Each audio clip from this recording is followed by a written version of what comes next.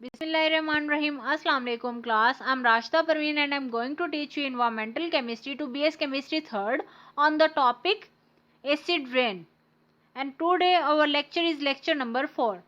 Class आज जो हमने डिस्कस करना है वो इन्वायरमेंटल केमिस्ट्री का एक बहुत ही इंपॉर्टेंट टॉपिक है एसिड रेन. आज हमने उसके बारे में डिस्कस करना है. एसिड रेन जो है वो क्या होती है? Acid rain is a rain. Acid rain जो है वो एक ऐसी रेन है और any other form of precipitation और या फिर की दूसरी फॉर्म है दैट इज अनयूजुअली, जो कि कॉमन नहीं होती. ठीक है ना? दैट इज अनयूजुअली एसिडिक, जो कि एसिडिक होती है.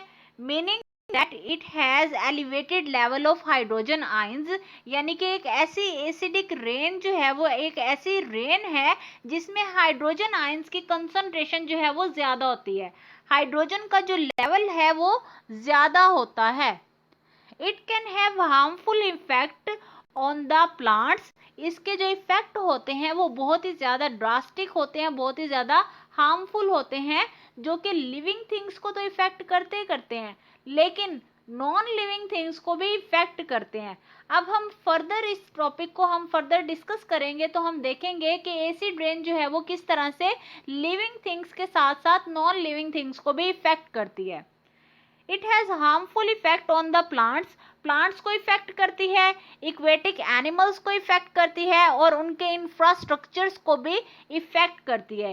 Acid rain also known as acid precipitation. Acid rain का जो दूसरा नेम है वो है एसिड प्रेसिपिटेशन या फिर acid deposition. Precipitation processing a pH of about 5.2. ठीक है. अब ये जो प्रेसिपिटेशन है ये होती है, इसकी जो pH है वो होती है 5.2. आपको पता है किसी भी कंपाउंड की, किसी सब्सटेंस की जब हम pH मेजर करते हैं तो उस pH को मेजर करने के लिए हम pH मीटर यूज करते हैं. ठीक है. अब वो जो pH मीटर होता है वो किसी भी कंपाउंड की, किसी भी चीज़ की हमें एसिडिटी और बेसिसिटी के बारे में बताता है.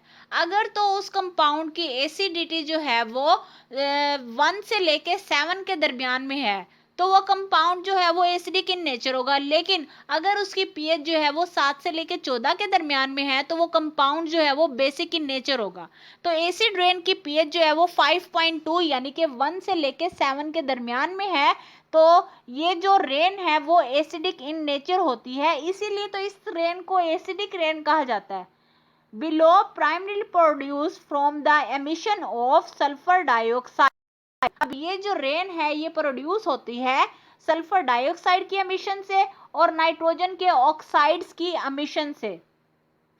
अब नाइट्रोजन के ऑक्साइड्स जो हैं इनमें नाइट्रोजन के दोनों ऑक्साइड्स होते हैं, नाइट्रस ऑक्साइड भी और नाइट्रिक ऑक्साइड भी, from human activities.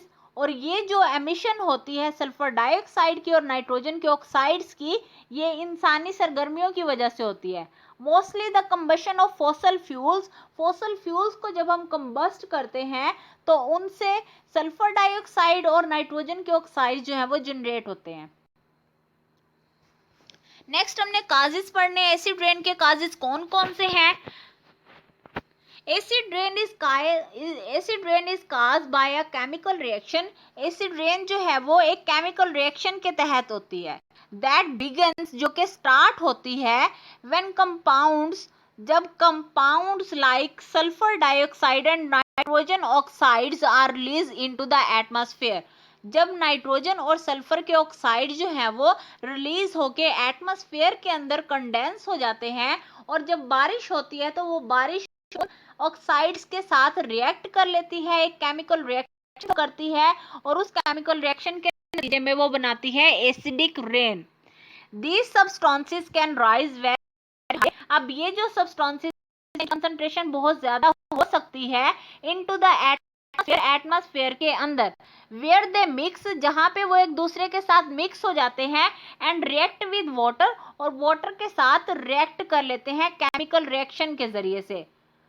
react with water, oxygen and other chemicals to form more acidic pollutants. और ये इन चीज़ों के साथ रिएक्ट करके ये जो पोल्यूटेंट होता है इसको और भी ज़्यादा एसिडिक बना देते हैं. That is known as acidic rain, इसे कहा जाता है एसिडिक रेन।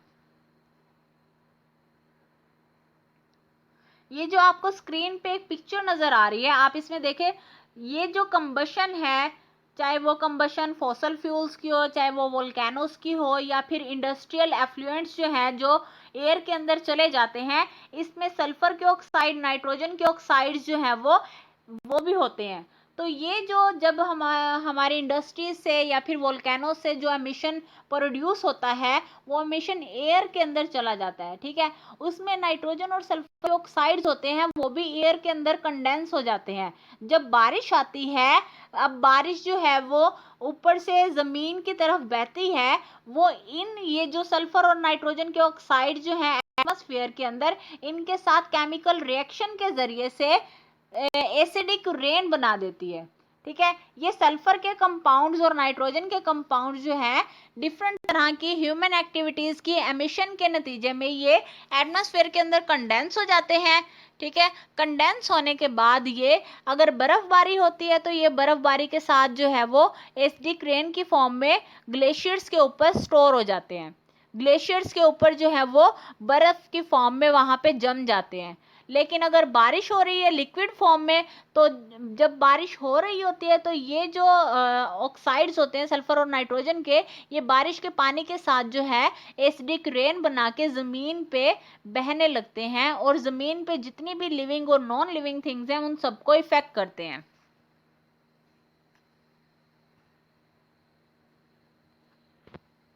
अब हमने पढ़नी है history of acidic rain. Acidic rain की हिस्ट्री क्या है? The term acidic rain was coined in 1852 by Scottish chemist Robert Angus Smith, ठीक है। अब ये जो टर्म है एसिडिक रेन, इसको सबसे पहले फॉर्म किया था 1852 में स्कॉश के एक केमिस्ट ने, रॉबर्ट एंगस स्मिथ ने। According to the Royal Society of chemistry, Royal Society जो है केमिस्ट्री की, उसके मुताबिक which calls him the father of acid rain, ठीक है। अब रॉयल सोसाइटी जो है केमिस्ट्री की, उसके मुताबिक रॉबर्ट एंगस स्मिथ को फादर ऑफ एसिडिक रेन कहा जाता है, क्योंकि इसने सबसे पहले जो है एसिड रेन का कॉन्सेप्ट दिया था। स्मिथ ने डिसाइड किया on the term while examining rain water chemistry near industrial cities. अब स्मिथ ने जो है इंडस्ट्रियल, जहाँ पे इंडस्ट्रियल एरिया था, उसके इर्द गिर्द की जितनी भी सराउंडिंग्स थी इंडस्ट्रियल एरिया के इर्द गिर्द, उसने वहाँ पे जो रेन हुई थी, नॉर्मल रेन हुई थी, उसको ऑब्जर्व किया। उसने उस रेन को ऑब्जर्व किया इन इंग्लैंड में और स्कॉटलैंड में। He wrote about his findings in 1872। उसने जो है अपनी फाइंडिंग्स को लिखा सबसे पहले, मतलब जो उसके जो ऑब्जर्वेशंस थी, अपनी ऑब्जर्वेशन को उसने सबसे पहले एक्सप्लेन किया था 1872 के अंदर। In his book air and rain, अपनी एक किताब में जिसका नाम है air and rain, the beginnings of a chemical climatology. In 1950 की दहाई में साइंटिस्ट इन द यूएस के जो साइंटिस्ट हैं स्टार्टेड स्टडिंग द फिनोमिना, इस फिनोमिना को स्टडी कर 60 के दरमियान में एंड अर्ली 1970 के दरमियान में acidic rain became recognised as a regional environmental issue. Rain को इन्वायरमेंटल इशू का नाम दे दिया गया दैट इफेक्ट वेस्टर्न यूरोप, जिसने सबसे ज्यादा किया है वेस्टर्न यूरोप को और ईस्टर्न नॉर्थ अमेरिका को इफेक्ट किया है। ये हमारे पास जो है स्क्रीन पे आपको ये पीएच स्केल नजर आ रहा है, ठीक है। अब ये पीएच स्केल है 7 पे पीएच जो है न्यूट्रल होती है, यानी कि हमारा कंपाउंड ना तो एसिडिक होता है ना बेसिक होता है, ठीक है। अगर ये पीएच जो है 7 से लेके 14 के दरमियान में है, तो ये इंडिकेट करेगी हमारा कंपाउंड जो है वो बेसिक इन नेचर है, और ये वाले कंपाउंड्स हैं जिनकी पीएच जो है वो बेसिक होती है। लेकिन अगर जो पीएच है हमारे कंपाउंड की किसी भी चीज की वो 0 से लेके 7 तक है, तो इट मीन्स कि हमारा कंपाउंड जो है वो एसिडिक इन नेचर है। अब इसकी जो एग्जांपल्स है वो है battery acid, sulphuric acid, lemon juice, vinegar, orange juice, soda, acidic rain, acidic lake, bananas, clean rain, healthy lake. जो क्लीन रेन है ना उसकी पीएच होती है 5.6, लेकिन जो एसिडिक रेन है इसकी पीएच होती है 4.2 से 4.4 के दरमियान में। अगर हमारे लेक्स की पीएच जो है या ओशंस की पीएच 4.2 हो जाएगी तो जितनी भी फिशेस हैं वो सब की सब डाई हो जाएंगी, वो मर जाएंगी। ठीक है, और यहाँ पे एक पीएच दी हुई है जिसपे फ्रॉग के एग्स डाई हो जाते हैं, टैडपोल्स, क्राइलिश और मे फ्लाइज जो हैं वो, ये सारी की सारी ऐसी लिविंग थिंग्स हैं जो कि 5.5 पीएच के ऊपर डाई हो जाते हैं।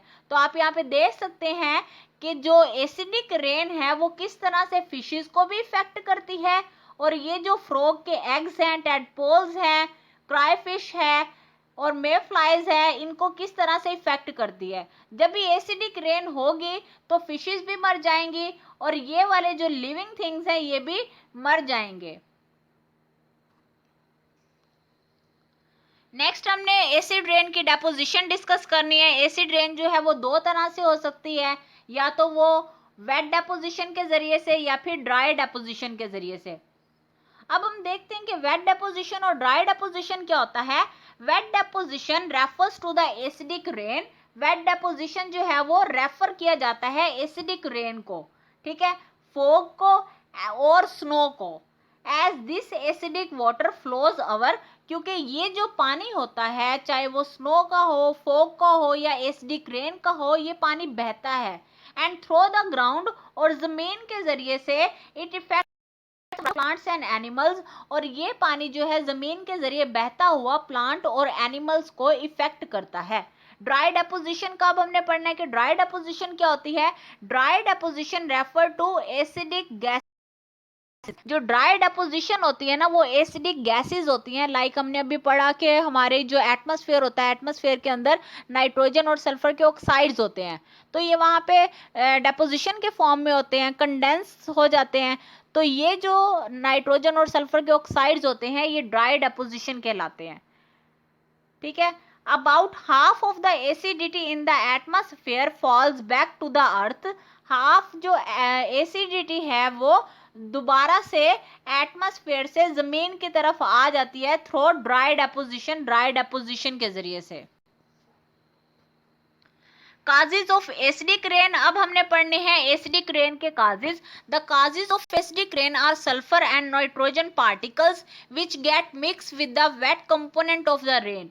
ठीक है, अब जो सल्फर और नाइट्रोजन के पार्टिकल्स होते हैं ये बारिश के पानी के साथ जो है मिल के एसिडिक रेन बनाते हैं। Sulphur and nitrogen particles which get mix with water. अब ये जो सल्फर और नाइट्रोजन के पार्टिकल्स होते हैं ये पानी के साथ मिल जाते हैं। Are found in two ways, और ये दो तरह से पाए जाते हैं, इधर by man made.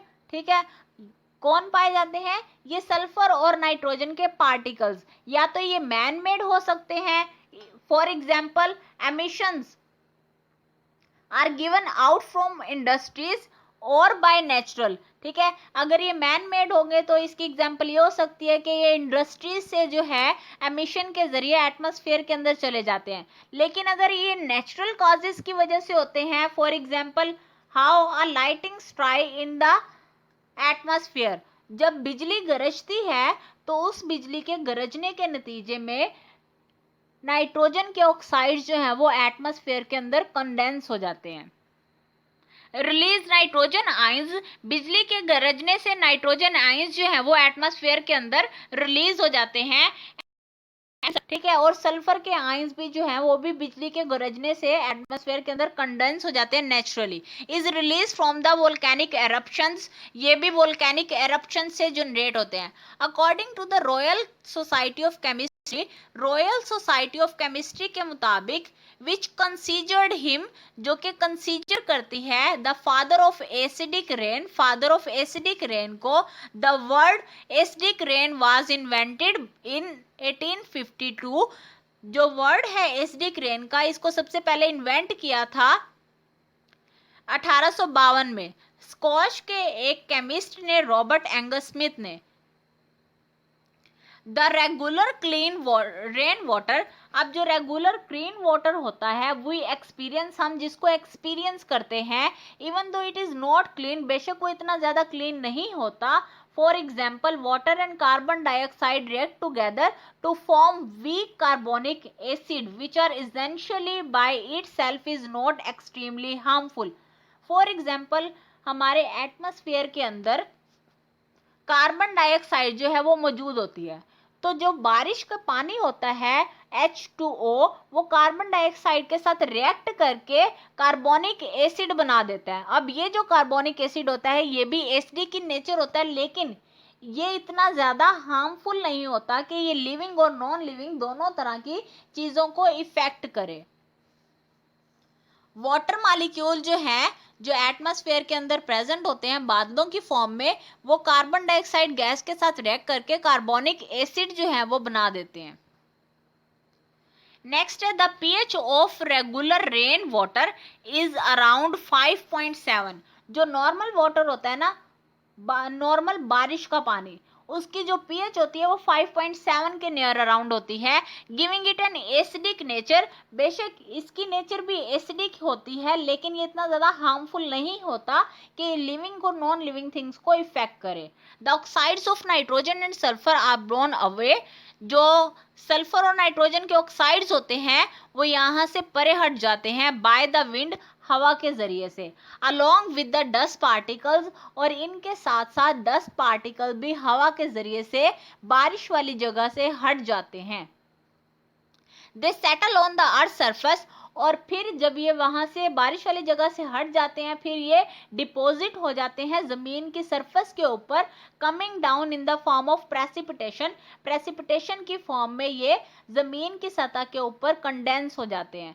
Acidic rain is essentially a by product of human activity. ठीक है, एसिडिक रेन की जो मेजर काज है, एसिडिक रेन की जो सबसे बड़ी वजह है वो इंसानों की सरगर्मियां हैं, which emit oxide of nitrogen and sulphur into the atmosphere, जो कि सल्फर और नाइट्रोजन के ऑक्साइड्स को एटमॉस्फेयर के अंदर रिलीज करते हैं। Example the burning of fossil fuel.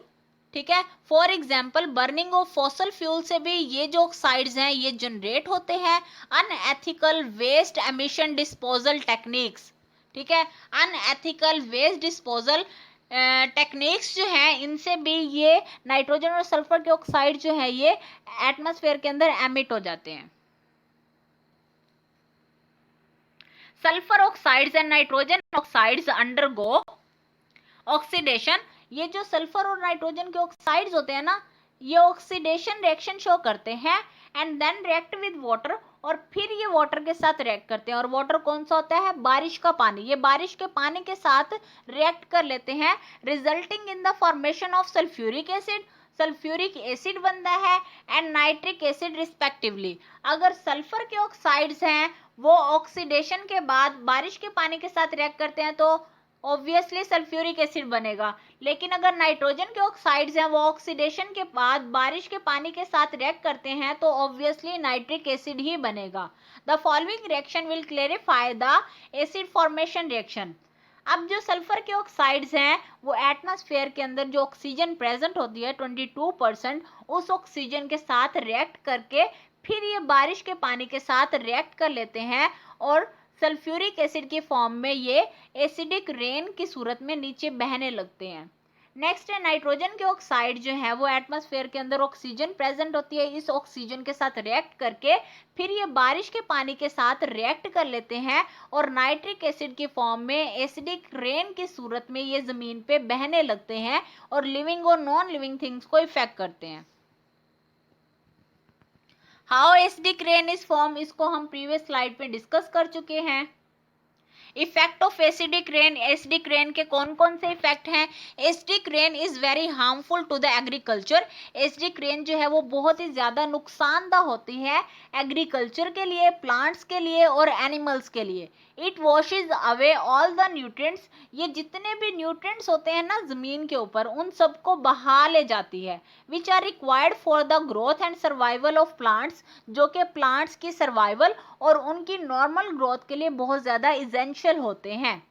Acid rain effect agriculture by the way how it alter the composition of soil.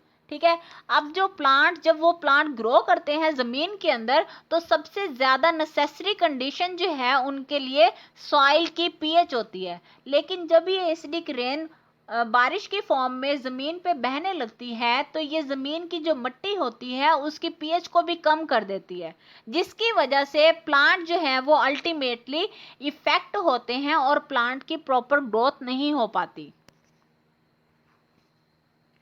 It causes respiratory issues in humans and animals. इंसानों में और जानवरों में रेस्पिरेटरी इश्यूज क्रिएट करती है। When acidic rain falls down, जब भी acidic rain जो है वो नीचे की तरफ बहती है, flows into the river and ponds, और या फिर ये दरियाओं में और नदी नालों में बहती है, it effect the aquatic system, ये इक्वेटिक सिस्टम को भी डिस्टर्ब कर देती है। As it alter the chemical composition of water, क्योंकि ये पानी की केमिकल कंपोजिशन को चेंज कर देती है, to form which is actually harmful to the ecosystem, जो कि एक्चुअली इकोसिस्टम के लिए, इक्वेटिक इकोसिस्टम के लिए बहुत ही ज़्यादा नुकसानदा होता है। अभी हमने प्रीवियस स्लाइड्स में डिस्कस किया कि 4.2 जो है वो एसिडिक रेन की एक ऐसी पीएच है जिसपे तमाम फिशेज जो हैं वो इक्वेटिक सिस्टम में मर जाती हैं। Acidic rain also causes corrosion of water pipes, पानी के जो पाइप्स होते हैं ना इनको भी ये जंग लगा देती है। When further results in leaching of heavy metals, जमीन की सतह के ऊपर जितनी भी हैवी मेटल्स होती हैं उन सब की लीचिंग काज कर देती है, such as iron, lead and copper into the drinking water, और उनको जो है पीने के पानी के अंदर शामिल कर देती है। It damages the building and monuments, ये जो है बिल्डिंग्स को भी इफेक्ट करती है और जो मॉन्यूमेंट्स होते हैं इनको भी इफेक्ट करती है, that are made up of stones and metals, जो कि पत्थरों से या फिर मेटल्स यानी कि धात के जरिए से बने होते हैं, उनको भी इफेक्ट करती है। अब इसकी जो बहुत ही कॉमन सी एग्जांपल है ना वो है ताजमहल की। One of the 7 wonders of the world, दुनिया के जो 7 वंडर्स हैं, 7 जो अजाइब हैं, उनमें से एक है Taj Mahal. Is largely affected by acid rain, ये जो है एसिड रेन से इफेक्ट हो चुका हुआ है। The city of Agra has many industries which emit the oxide of sulphur and nitrogen into the atmosphere. अब जो आगरा का सिटी है ना इसमें बहुत सारी इंडस्ट्रीज हैं और इंडस्ट्रीज के एफ्लुएंट से जो एमिशन होती है नाइट्रोजन और सल्फर के ऑक्साइड्स की, वो कंडेंस हो जाते हैं नाइट्रोजन और सल्फर के ऑक्साइड्स एटमॉस्फेयर के अंदर, और जब वो बारिश होती है तो वो बारिश एसिडिक रेन की फॉर्म में होती है जो कि इफेक्ट करती है आगरा के ताजमहल को। People continue to use low quality coal, अब जो वहाँ के लोग हैं वो लो क्वालिटी कोल को यूज करते हैं, and fire wood as a domestic fuel, और फायर वुड को भी वो यूज करते हैं डोमेस्टिक फ्यूल के तौर पे, एडिंग टू दिस प्रॉब्लम, जिसकी वजह से ये प्रॉब्लम दिन ब दिन बढ़ती चली जा रही है। Acid rain has the following reaction with the marble, acid rain का जो मार्बल के साथ रिएक्शन होता है वो यहाँ पे दिखाया हुआ है। मार्बल जो है वो क्या होती है, कैल्शियम कार्बोनेट। कैल्शियम कार्बोनेट जो है वो सल्फ्यूरिक एसिड के साथ रिएक्ट करके कैल्शियम सल्फेट बनाती है, वाटर बनाती है और कार्बन डाइऑक्साइड बनाती है।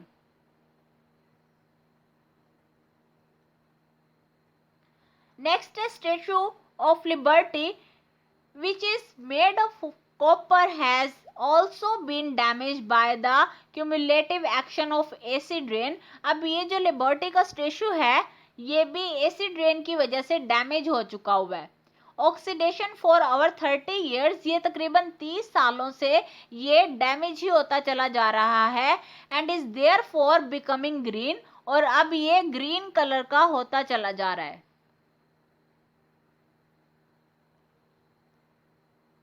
नेक्स्ट है प्रिवेंशन ऑफ एसिड रेन के एसिड रेन को हम किस तरह से प्रिवेंट कर सकते हैं। कुछ प्रिकॉशनरी मेजर्स जो हैं ऐसे हैं जिनको हमें अप्लाई करके हम एसिड रेन के ऊपर कंट्रोल कर सकते हैं। The only precaution that we can take against acidic rain is having a check at the emission of oxides of nitrogen and sulphur. ठीक है, जो सबसे बड़ा जो इसका प्रिवेंटिव मेजर है वो ये है कि हम ऐसे जो मेथड्स हैं जहाँ से या ऐसे प्रोसेसेस हैं जहाँ से सल्फर और नाइट्रोजन के जो ऑक्साइड्स हैं वो एमिट होते हैं, अगर हम उन पे काबू पा लें तो हम एसिडिक रेन से बच सकते हैं। We have so foreseen that details of acidic rain and its harmful effect on the animals and plants and on the monuments। हम ऑलरेडी एसिड रेन के इफेक्ट जो हैं वो देख चुके हैं एनिमल्स के ऊपर, प्लांट्स के ऊपर और मॉन्यूमेंट्स के ऊपर। बीइंग रिस्पॉन्सिबल सिटीजन, एक जिम्मेदार शहरी के तौर पे, one should be aware of harmful effects. तो हमें जो है एक जिम्मेदार शहरी होने के नाते हमें पता होना चाहिए कि एसिडिक रेन के कौन कौन से इफेक्ट हैं, क्या क्या इसके काजेज हैं, ठीक है, और कौन कौन सी ऐसी इंडस्ट्रीज हैं जो कि प्रोड्यूस कर रही है नाइट्रोजन और सल्फर के ऑक्साइड्स। यूजेस ऑफ स्क्रबर्स को अगर हम यूज करें तो हम एसिड रेन के ऊपर काबू पा सकते हैं। सब्सटीट्यूशन फॉर फॉसल फ्यूल्स का ऑल्टरनेटिव हम अगर यूज करें तो जो नाइट्रोजन और सल्फर के ऑक्साइड्स हैं ये भी इतने ज़्यादा एमिट नहीं होंगे, जिसकी वजह से एसिडिक रेन जो है वो भी कम हो जाएगी। नेक्स्ट है डीसल्फराइजेशन एंड डीनाइट्रिफिकेशन। जितनी ज़्यादा हो सके डीसल्फराइजेशन की जाए और डीनाइट्रिफिकेशन की जाए ताकि नाइट्रोजन और सल्फर जो है वो एटमॉस्फेयर के अंदर कंडेंस ना हो। नेक्स्ट है एनर्जी कंजर्वेशन। एनर्जी को कंजर्व करके भी हम एसिडिक रेन के ऊपर काबू पा सकते हैं। ओके क्लास, ये तो था आज का हमारा लेक्चर। मुझे उम्मीद है आप लोगों को बहुत अच्छे से समझ आया होगा। इस लेक्चर में कोई भी कन्फ्यूजन हो, कोई भी क्वेश्चन हो, आप लोग काइंडली मुझे कमेंट बॉक्स में कमेंट करके लाजमी पूछ लीजिएगा। ओके क्लास, अल्लाह हाफिज़, बाय बाय।